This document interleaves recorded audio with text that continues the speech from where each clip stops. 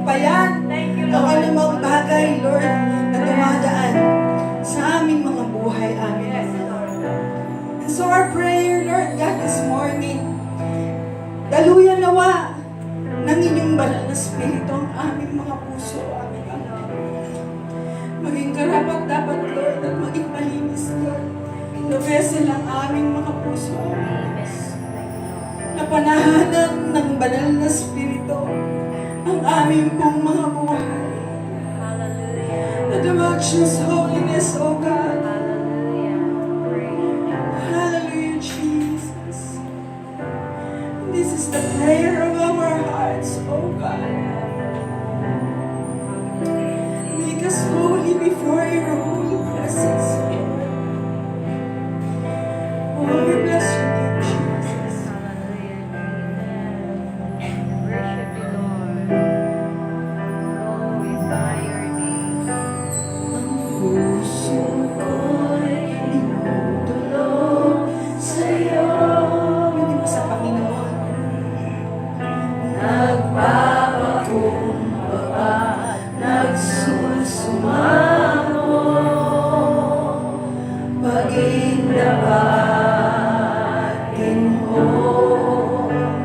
Ikaw ay mamasdan, makanikan, sa'yo ay umisa. Ito ang dalangin ng aming mga puso, Panginoon. Ang puso ko'y dinudulog sa'yo. Nagpapakumbaba, nagsusumamo, maging dapatin mo. Ikaw ay mamasdan, makanikan, sa'yo ay umisa. Loorin mo ang buhay ko'y maging banal mong tahanan. Luklukan ng iyong wagas na pagsimulan. Daluyan ng walang hanggang mga paburit at samba. Maghari ka, O Diyos, ngayon at kailanman. Purihin ka, O Yahweh. Ang puso ko'y dinudulog sa'yo. Nagpapakumbaba, nagsusumamo, maging dapatin mo. Ikaw ay mamasdan, makanikan, sa'yo ay umisa.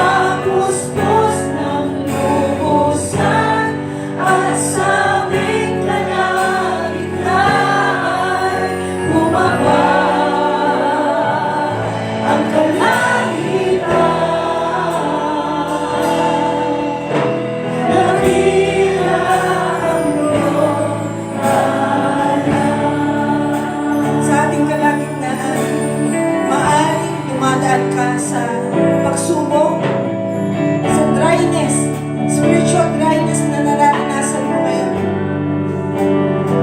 At hindi mo alam kung anong gagawin mo. Hindi mo alam kung sino ang dapat mong lapitan. The Lord is inviting us this morning. Kapatid, kung ano man yung bagay that bothers you, na nagdadala sa iyo ng kalungkutan, na nagdadala sa iyo ng kabigatan, this morning, ano man yung mga bagay na hindi mo maisuko sa Panginoon, the Lord is inviting us. Narito siya upang manahan sa bawat isa sa atin. Ang nais lang ng Panginoon na tayo ay lumapit sa Kanya, tayo ay dumulog sa Kanya, tayo ay magpakumbaba sa Kanyang harapan. Hindi mo yan kakayanin na mag-isa. Kapatid, kailangan mo ng presensya ng ating Panginoon. Kaya tayo ay lumapit sa Kanya ngayong umaga ito. Oh, we praise your name, Jesus. Hallelujah. Narito kami, Panginoon. Narito kami, napapakumbaba, sumasamba sa iisang Diyos.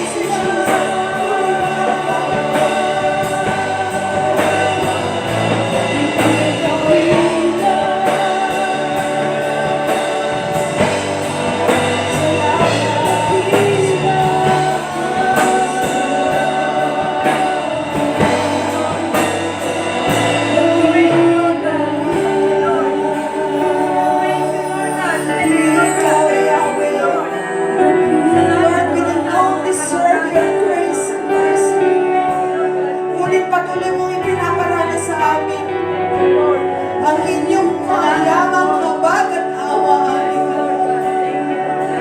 You deserve more than our clap offerings, oh God. You deserve more than the voices that we can give you, Lord God. We praise your holy name, Jesus. We give you praise. We give you honor. We give you glory, Jesus. Hallelujah. Bless your name, Jesus. Praise you, Lord. Jesus, we give you praise, oh God. We give you praise, Jesus. We give you glory. We praise your name. Hallelujah, Jesus. Thank you, Jesus. Hallelujah. Thank you, Jesus. We praise your name, God. Amen. Tayo po'y manalangin. O Yahweh, Diyos na napakabuti. Patuloy po kaming nagpapasalamat sa biyaya ng buhay na ipinagkakaloob niyo sa amin. Salamat po sa patuloy na pag-iingat niyo sa bawat isa sa aming pamilya. Salamat sa pag-provide sa lahat ng aspeto ng aming buhay. Maraming salamat po dahil kahit sa gitna ng mga kaguluhan, kami po ay inyong pinoprotektahan. Salamat sa comfort and peace. Salamat, Panginoon, sa inyong presensya. Dalangin po namin, Ama, tulungan nawa kami ng inyong Santong Espiritu na maunawaan at ilagay sa aming puso ang mga katotohanan ng inyong salita. Turuan niyo po ang inyong lingkod kung ano yung dapat na ipahayag. Lord, help me, Lord. Teach me, Lord, what to say and how to say it. This is for your glory. Thank you, Heavenly Father.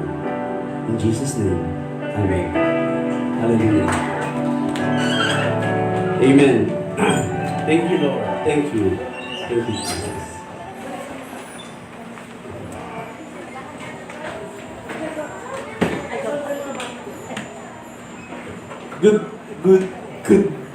Good morning, everyone. Nakita niyo po ba yung mga tinatalakay natin? Kasi, yan ang ano natin eh. Yung siniris ni Pastor Nes, yung pagdadalisay ng bawat Kristiyano, ng bawat lingkod. No? Tapos, tinalakay ni Pastor Dante na yung true repentance brings true restoration. May memory ka. At ngayon po, ay may tatalakayin ako sa inyo na may tatanong muna ako sa inyo bago ko talakayin ito.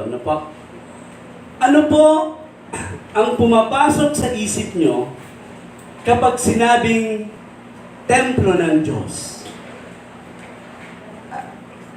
Marahil, iniisip po natin na ang templo ng Diyos ay isang gusali. Na? Malaki, maganda, at banal. Mga kapatid, huwag po natin kukwentuhan ang ating mga katabi. Masustansya po ang kakainin nating salita ng Diyos ngayon. Iwasan din po natin matulog. Pag nakita nyo natutulog ang katabi nyo, kalabitin nyo dahil hindi yan pumunta dito para matulog. Para makinig yung salita ng Diyos. Amen? Amen. So, marahil ganun ang iniisip ng iba na kapag narinig nila na ano ba yung templo ng Diyos? No? Ito ba ay isang gusali, malaki, maganda, banal? Sa lumang tipan po, ang presensya po ng Diyos, naninirahan po yan sa templo ng Jerusalem. Pero sa bagong tipan, itong New Testament na, hindi na po gusali ang templo. Tayo na mismo. Na? Malinaw po yan na itinuturo ni Apostol Pablo na ang tunay na templo ng Diyos ay hindi gawa ng kamay, kundi ang mismong mga mananampalataya. tayo. Po? At yan po ang tatalakayin natin sa umagang ito na may pamagat na we are the temple of God. Yan. Marahil naririnig na natin ito naladaanan, pero ngayon magko-concentrate tayo dito sa talatang to, no?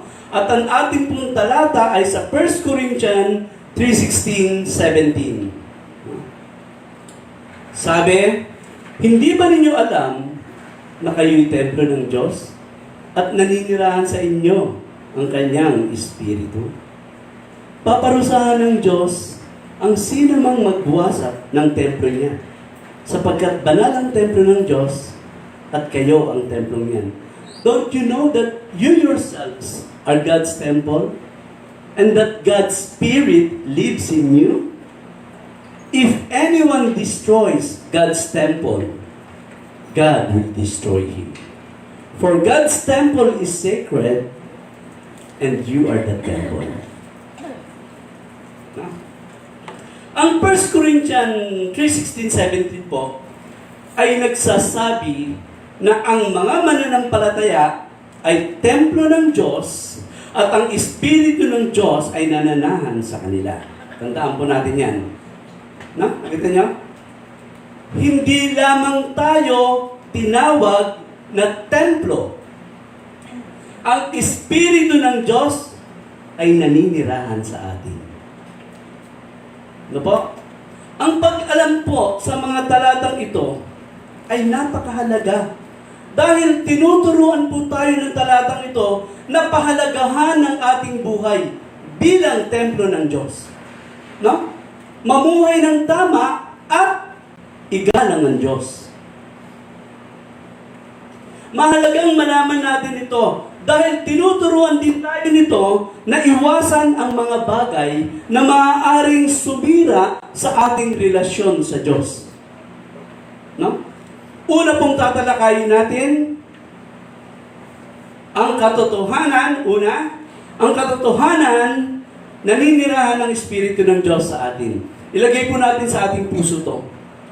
Sabi, hindi ba ninyo alam na kayo templo ng Diyos at naninirahan sa inyo ang kanyang Espiritu? No? Mga kapatid, isang napakagandang katotohanan ang ipinapaalala sa atin ng salita ng Diyos. Ang Diyos ay hindi lamang Diyos na nasa langit. Siya ay Diyos na nananahan sa atin. Amen? Yan po ang ating pagkakakilanlan. Tayo ang templo ng Diyos. Ipinapaalala po ng talatang ito na ang bawat mananampalataya ay hindi lamang ordinaryong tao. Tahanan tayo ng presensya ng Diyos. Sabihin mo sa katabi mo, tahanan tayo ng presensya ng Diyos. Sige. Amen. Tahanan tayo. No? Ang Diyos po na nananahan sa atin ay paalala na siya ay gumagabay at kumikilos sa ating puso. No? Ang Diyos ay personal at malapit. Kapag tayo po ay nananalangin, hindi po tayo nagsasalita sa kawalan. Kapag nananalangin po tayo, nakikipag-usap tayo sa Diyos na nasa ating puso at buhay. You see, kaya pag nananalangin tayo, nasa ating puso ang Diyos eh. Rinig na rinig ka niya, kapatid. No? Ibig sabihin nito, mga kapatid, yung mga problema natin, yung mga kalungkutan natin, at kahit sa mga tagumpay natin, kasama natin ang Diyos. See? Huwag niyo sasabihin na, Pastor, redundant yata pa ulit-ulit. Binibigyan ko po ng emphasis para ipasok natin sa ating puso. Napaka-importante pong kaalaman nito. No? Mga kapatid, kung ang Diyos ay nananahan sa atin, tayo po ay nagiging daluyan ng kanyang presensya sa mundong ito. No? Kapag may tinulungan kang tao, maaaring Diyos ang naramdaman niya sa pamamagitan mo. No? At ito po ay personal kong na-experience, naramdaman. Personal po. Noong ako'y tinulungan ng isang tao sa aking pangangailangan. Nung tinulungan niya po ako sa aking pangangailangan, nakita ko po si Kristo sa kanyang buhay. Personal ko to. And even until now, no? I will not mention his name. Pero si Kristo ang nakita ko sa kanya. Ganun tayo. Kapag nakagawa tayo ng kabutihan, kasi Christian yan eh, kay Lord Jesus yan. Nakita niyo yung reflection niya, yung parang, ang naitataas natin ng Diyos. Ibig sabihin po, ang ating buhay ay maaaring maging patotoo ng kabutihan ng Diyos. No? Kaya dapat, ingatan po natin yung templo na ibinigay niya. No? Ang ating pong katawan at buhay ay mahalaga. Tandaan po natin yan. Bakit? Dahil dito naninirahan ang banal na Espiritu ng Diyos. No? At ito po ay isang napakalaking pribilehiyo. Ibig sabihin, hindi tayo nag-iisa sa buhay. No? May gabay ang ating mga desisyon na nagtuturo kung ano ang tama at mali. No? At ito pa, may kapangyarihan tayo laban sa kasalanan. You see? Because we have the power of the Holy Spirit. Ang pinakamagandang bahagi po ng katotohanan ito ay ito. Hindi tayo nag-iisa sa buhay. Yung mga nag-iisip na iniwanan sila, hindi tayo nag-iisa sa buhay. Remember that. No? Sa bawat laban, sa bawat pagsubok at bawat luha, ang Diyos na makapangyarihan ay nasa loob natin. Yan ang mga katotohanan. No? Nasa loob natin siya, gumagabay, nagpapalakas, at nagmamahal. Mahal na mahal tayo ng Diyos. Ang deception ng kalaban, hindi ka na mahal ng Diyos. No, that's a lie. No? Kaya mga kapatid, mamuhay po tayo araw-araw na may kamalayan sa kanyang presensya. Dapat aware tayo sa kanyang presensya. Magiging kalakasan natin to. Kasi tinatanggal ng kalaban niya sa isip natin. Abandon ka na. Wala ka na. Ikaw naman ngayon na lugmok sa problema, lugmok sa mga kahirapan, lalo kang madadowncast. You see? Deception na naman. At kung ang Diyos ay nananahan sa atin, meron po tayong responsibilidad, mga kapatid. Hindi tayo maaaring mamuhay na parang wala siya. Nasa buhay nga natin, nasa puso nga natin, di ba? Sapagkat ang ating katawan, puso at isip ay banal na tahanan ng Diyos. Kaya hindi tayo mamuhay na parang tayo lang. Parang walang Diyos. Parang wala siya. Hindi pwede. No? Ibig sabihin, ang bawat salita, kilos at gawa natin ay may bigat. Bakit? Dahil dala natin ang presensya ng Diyos saan man tayo naroon. Sa bahay, sa trabaho, sa eskwela. We are the temple of the living God. No? Kaya, tanungin po natin ang ating mga sarili. Ang aking bang mga salita ay karapat-dapat sa tahanan ng Diyos? No?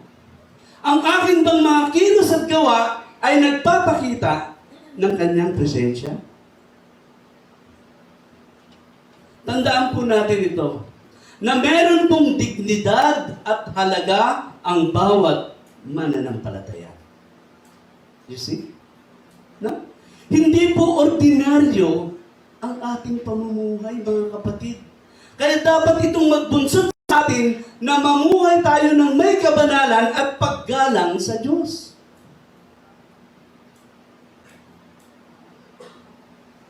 Now, tanungin natin yung sarili natin. Kung ang Espiritu ng Diyos ay nananahan sa akin, ko pinapahalagahan ang aking katawan at buhay? Paano ko ito tinatrato? Kung nananaan sa atin ang Diyos, ang Espiritu ng Diyos. No? Pangalawang tatalakayin natin, babala laban sa pagsira sa templo ng Diyos. Kung sino man ang sumira sa templo ng Diyos, siya ay wawasakin ng Diyos. No?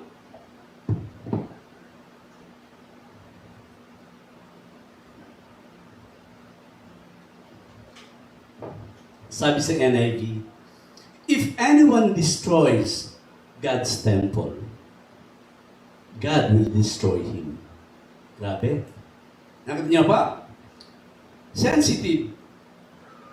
Ang pagsira sa templo ng Diyos ay maaaring mangyari sa pamamagitan ng patuloy na kasalanan, maling pamumuhay, paggawa ng bagay na nakakasira sa sarili at sa kapwa mananampalataya.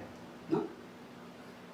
Ang pagsira po sa templo ng Diyos ay hindi lang sa pisikal, maging sa espiritual. No? Now, paano ba sinisira ng isang tao ang templo ng Diyos? Una, sabi, through addiction to vices. Sa pamamagitan ng pagkagumon sa mga bisyo.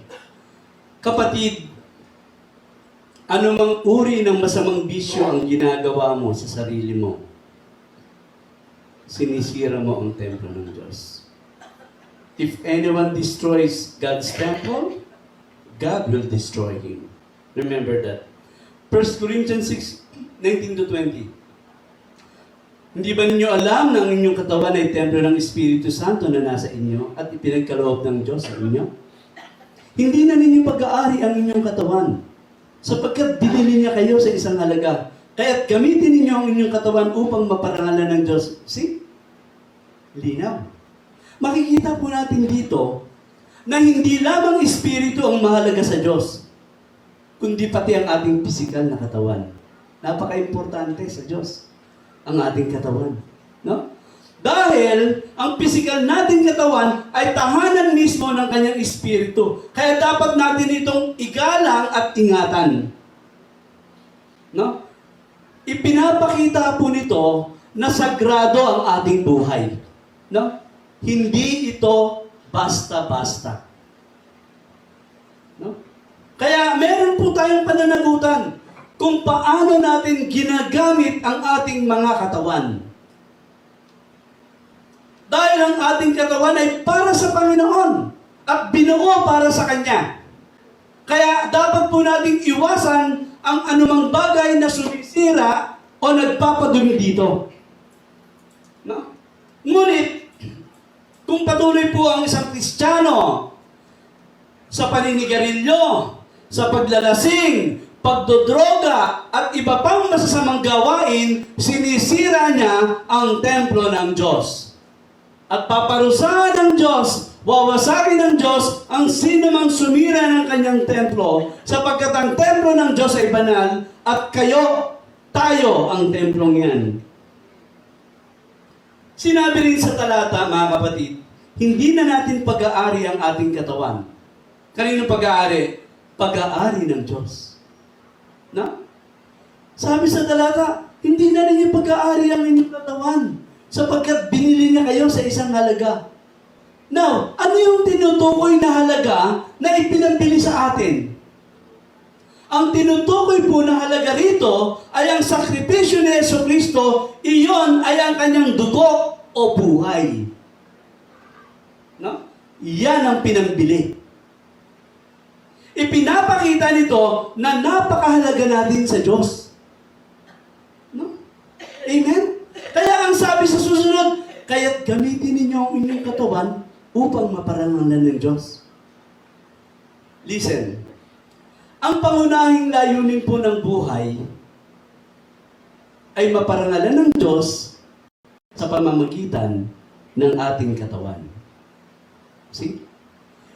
Hindi lang po ito tungkol sa pagsamba sa salita, pagdalo sa iglesia, paggawa sa ministry, kundi sa praktikal na pamumuhay. No? Hindi lang po ganun yun. Kapag ginagamit natin ang ating katawan sa paggawa ng mabuti, pag-iwas sa kasalanan, at paglilingkod sa Diyos, napaparangalan natin ang Diyos. At yun ang sabi ng talata. You are not your own. You were bought at a price. Therefore, honor God with your body. Yun yun. No? Gamitin po natin ang ating mga katawan sa mabubuting gawa to please God. Dahil kung ang ating katawan na templo ng Diyos ay ginagamit sa masasamang bisyo at karumihan, sinisira natin ang templo ng Diyos. At parurusahan ng Diyos ang sino mang sumira, magwasak ng kanyang templo. Sapagkat ang templo ng Diyos ay banal at kayo ang templong yan. Hindi po redundant ng sinasabi ko. Binibigyan ko ng emphasis para pumasok po sa ating puso. No? Now, paano ba sinisira ng isang tao ang templo ng Diyos? Pangalawa, through continuous and deliberate sin. No? Sa pamamagitan ng patuloy at sinasadyang kasalanan. Hebrew 10:26.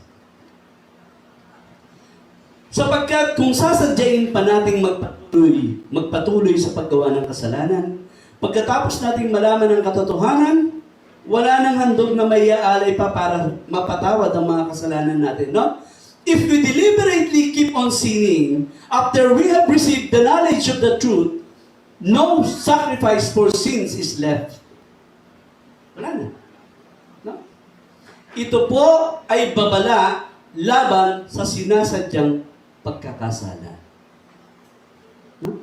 Ipinapakita po ng talata na may malaking kaibahan. Yung pagkakasalang bunga ng kahinaan at yung sinasadyang pagpili na magpatuloy sa kasalanan kahit alam na ang katotohanan. No? Ano ba itong katotohanan ito?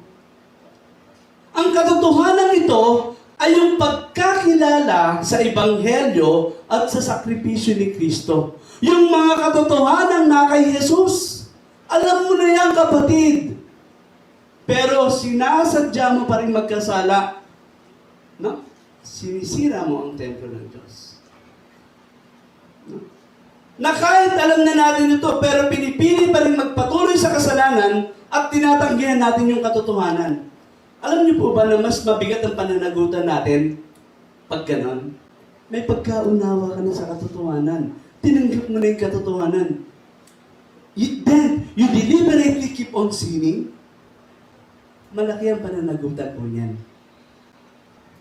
No? Hindi po ito tungkol sa isang beses na pagkakamali. Ang konteksto po nito ay tumutukoy sa patuloy at sinasadyang pamumuhay sa kasalanan. Isa pong matigas na puso na tumatalikod sa pananampalataya. No? Kapag alam na ng tao ang katotohanan ng Diyos, pero sadyang pinipili pa rin ang kasalanan, sinisira natin ang templo ng Diyos. Pangatlo, paano ba sinisira ng isang tao ang templo ng Diyos? Through immorality and impurity. No? Sa pamamagitan ng immoralidad at karumihan. 1 Corinthians 6:18-20. Kaya lumayo kayo sa sexual na immoralidad. Ang ibang kasalanang ginagawa ng tao ay walang kinalaman sa kanyang katawan. Ngunit ang gumagawa ng sexual na immoralidad ay nagkakasala sa sarili niyang katawan. Hindi ba't ang katawan niyo ay templo ng banal na espiritong nasa inyo at tinanggap ninyo mula sa Diyos? Kung gano'n ang katawan ninyo ay hindi sa inyo, kundi sa Diyos. Dahil tinubos kayo ng Diyos sa napakalaking halaga. Yung dugo niya. Kaya gamitin ninyo ang inyong katawan sa paraang ikapupuri ng Diyos. Flee from sexual immorality. All other sins a man commits are outside his body. But he who sins sexually sins against his own body.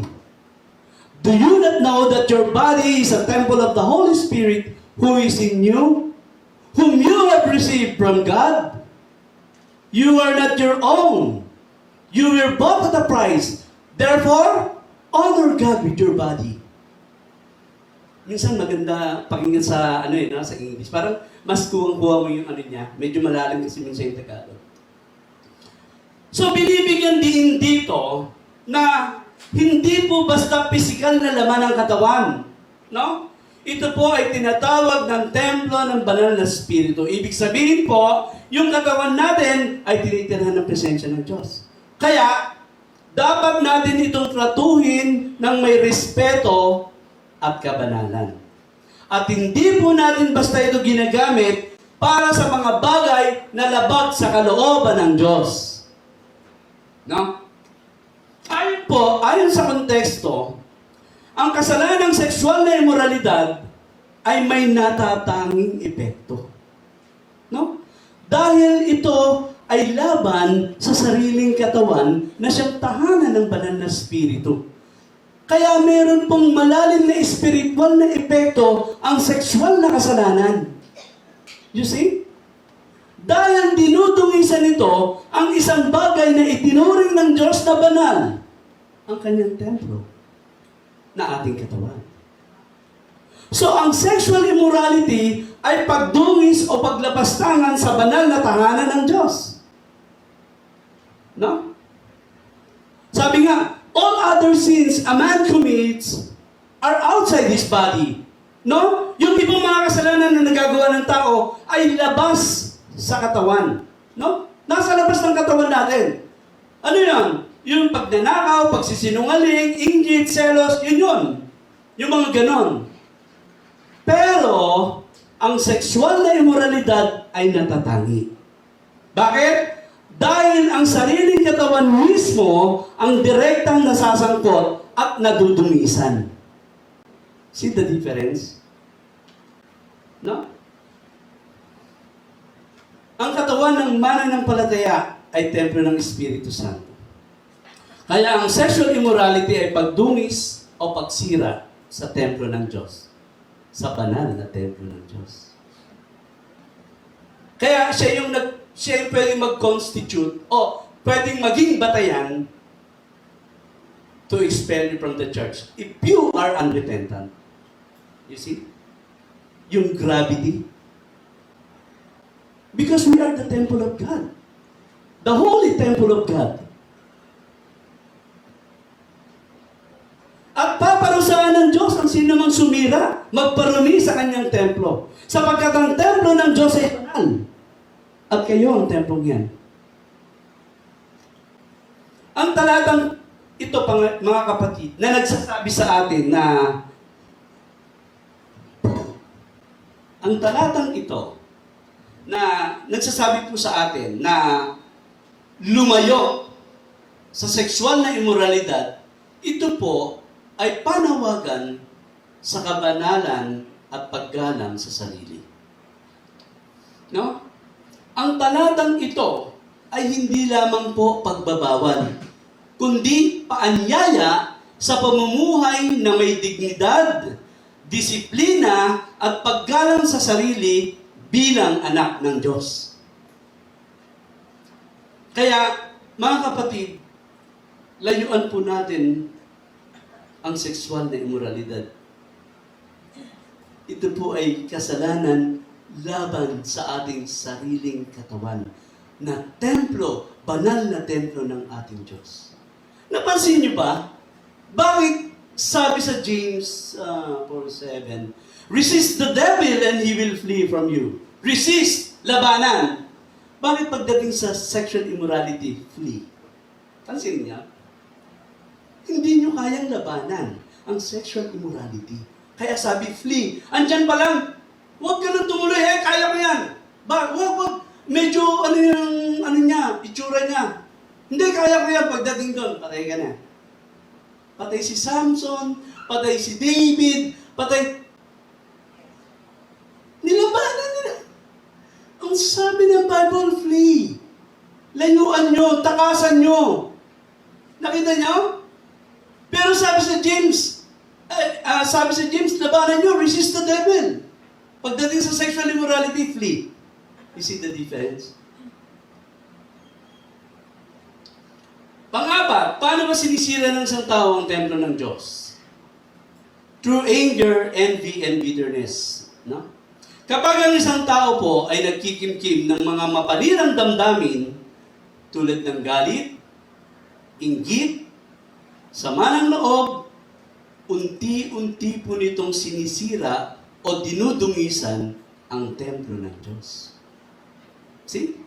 Pwede bang manahan ang galit, ang inggit, ang selos, o kung ano ba man sa pinananahanan ng banal na spirito ng Diyos? Hindi, di ba? Bilang templo ng Diyos, hindi po dapat nananatili sa buhay ng isang Kristiyano ang mga gawa ng laman. Galatians 5:19-21. Hindi maikakaila ang mga hilig ng laman. Pakikiapid, kahalayan at kalaswaan. Pagsamba sa Diyos-Diyosan, pangkukulang, pagkapuot sa isa't isa, pag-aaway-away, pagsiselos, pagkakagalit at kasakiman, pagkakampi-kampi at pagkakabaha-bahagi, pagkainggit, paglalasing, kalayawan at iba pang katulad nito. Muli ko kayong binabalaan. Ang gumagawa ng mga ito ay hindi magkakaroon ng bahagi sa kaharian ng Diyos. Ito po ay mga gawa ng laman na sumisira sa ating espiritual na buhay. No? Panglima, paano ba sinisira? Through religious strife. No? Ito po yung problema noon na umiiral sa Korinto. Sabi, 1 Corinthians 1:10-13. Mga kapatid, ako'y nakikiusap sa inyo.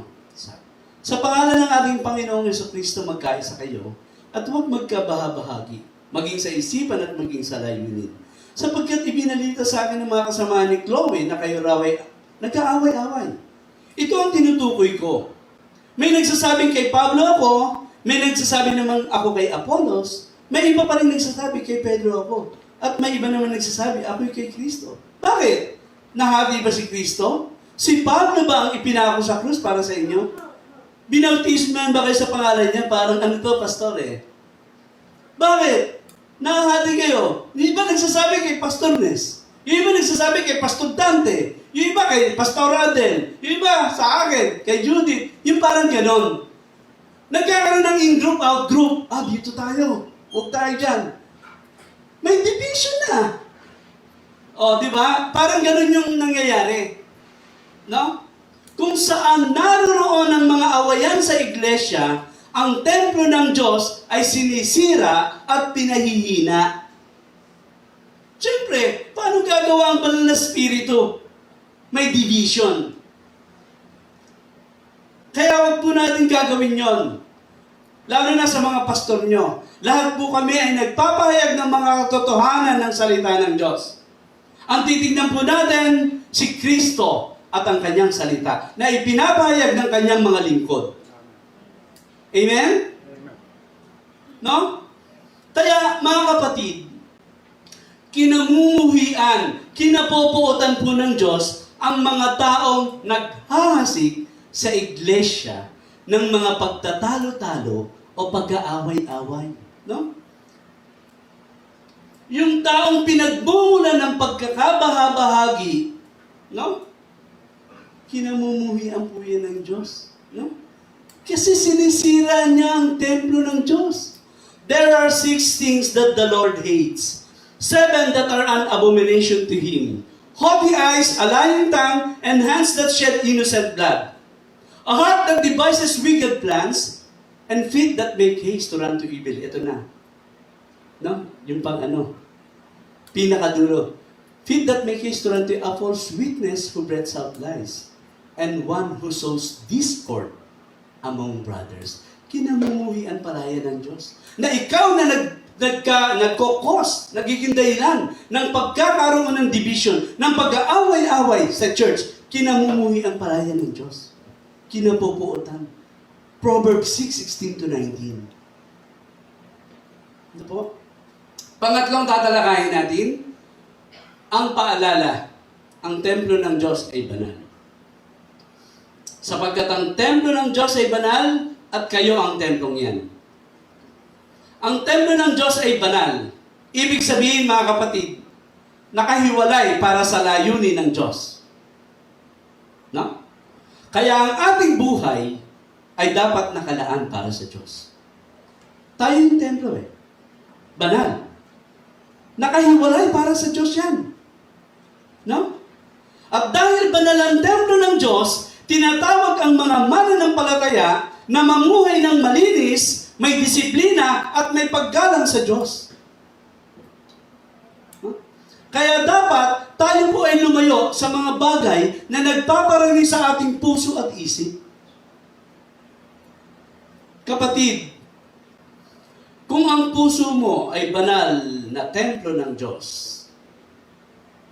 siguraduhin mong ang nakatira doon ay ang presensya ng Diyos, hindi ang kasalanan. Ngayong umaga, mga kapatid, meron po akong paghamon sa ating sarili. No? Sige. Kung ako ang templo ng Diyos, una,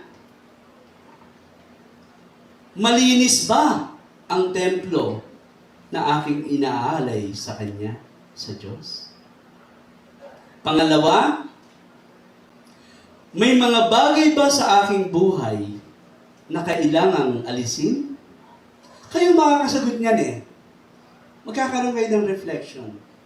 Meron nga ba? Ano ba yung mga bagay na to na dapat kong alisin sa banal na templo ng Diyos? Pangatlo, may kasalanan ba na kailangang pagsisihan at talikuran? No? Kung meron pang mga lihim na kasalanan na sikreto sa atin, pero hindi sikreto sa Diyos, kayo nakakaalam niyan. You may be sure that your sin will find you out. Mga kapatid, kung may bahagi ng ating buhay na nadumisan, handa po ang Diyos na maglinis, magpatawad, at magbago sa atin. Ganyan tayo kamahal ng Diyos. Walang pwedeng mag-condemn. Lahat po tayo ay makasalanan at napakabuti ng Diyos at mahabagin. Siya po ay nakahandang magpatawad. Kung tayo po ay katulad ng kinanta na lalapit sa Diyos nang may pagpapakumbaba at aaminin natin yung mga karumihang nagawa natin, papatawarin po tayo ng Diyos. Yan ang katotohanan. No? Lumapit po tayo sa Diyos nang may pagpapakumbaba. Hindi yung lalapit tayo na ito lang ang i-confess natin, yung iba iiwan natin. Hindi po ganun. God knows everything. No? Walang nalilihim sa Diyos. Ang lahat ay hayag at lantad sa Kanyang paningin at sa Kanya tayo magsusulit. No? Hilingin po natin sa Diyos na linisin niya ang ating puso. At tulungan tayong mamuhay ng may kabanalan. Nakahanda pong magpatawad ng Diyos. Tayo lang po ang hinihintay. Kung naririnig mo ito, kapatid, do not harden your heart. Huwag mong patigasin. Magkakaroon ng kalyo yan. At pag nagkaroon ng kalyo yan, patuloy kang mamumuhay sa ganyan. And eventually, God will expose it. Publicly. Pero ngayon, nananawagan ng Diyos. Confess it to me right now. I'm ready to forgive you. Hinihintay lang tayo ng Panginoon. Napakamahabagi ng Diyos. Napakamahal tayo ng Diyos. Pero ayaw niya na maglilihim tayo, gumagawa tayo ng sinasadyang mga kasalanan. Because God is holy. And His temple is holy. Ayaw niyang ginagawang pinuputikan mo yung kanyang templo. Bago po tayo magtapos, mga kapatid, inanyayahan ko po yung mga ating musician. Kantayin po muna natin ito.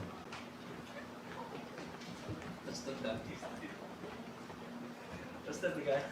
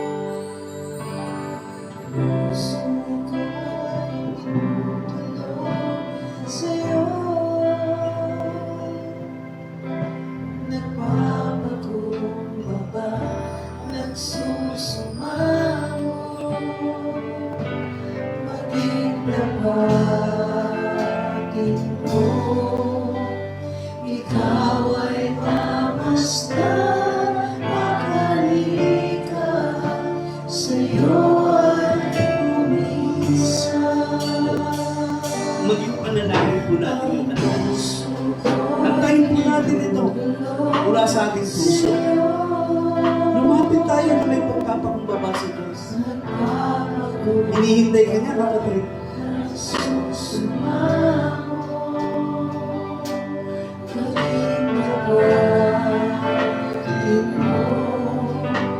Ikaw ay namasta, makalika, sa'yo ay umisa. Loobin mo ang buhay ko'y maging walang mong tahanan. Luklukan ang iyong wagas na pagsinta. Daluyan ang wala hanggang mga papurit at samba. Magaling ka, O Diyos, ngayon at kailanman. Loobin mo ang buhay ko'y maging banal mong tahanan. Luklukan ang iyong wagas na pagsinta. Daluyan ang wala hanggang mga papurit at samba. Magaling ka, O Diyos, ngayon at kailanman. Magaling ka, O Diyos, ngayon at kailanman. Mga kapatid, Magaling ka, O Diyos, ngayon at kailanman. mga kapatid, tayo pong lahat ay yumuko. Mananalangin po ako. Hihingi po tayo ng awat abot sa Diyos. Huwag mong pansinin yung katabi mo, yung personal mo. Lalapit tayo sa Panginoon.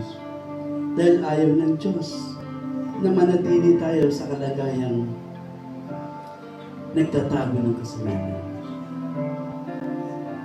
Ibigay natin ito sa Kanya. Aming Ama na nasa langit, kami po ay nagpapasalamat sa iyong salita na aming napakinggan sa araw. Salamat po, Ama, sa paalala na kami ay iyong templo at ang iyong banal na Espiritu ay nananahan sa amin. Panginoon, patawarin mo po kami sa mga pagkakataong Hindi po namin naingatan ang aming buhay bilang iyong banal na tahanan. Patawarin mo po kami, O Diyos, sa aming mga kasalanan, sa mga maling salita namin, sa mga maling pag-iisip, at maling gawain, Lord, na nakapagparumi sa aming puso at buhay. Linisin mo po kami, O Diyos. Tulungan mo po kaming alisin ang anumang bagay sa aming buhay na hindi nakakalugod sa iyo, Panginoon. Lord, bigyan mo po kami ng lakas na talikuran ng kasalanan at mamuhay ng may kabanalan. Sa pangalan ni Jesus, ito pong aming dalangin at pasasalamat. Amen. Pagpuro po.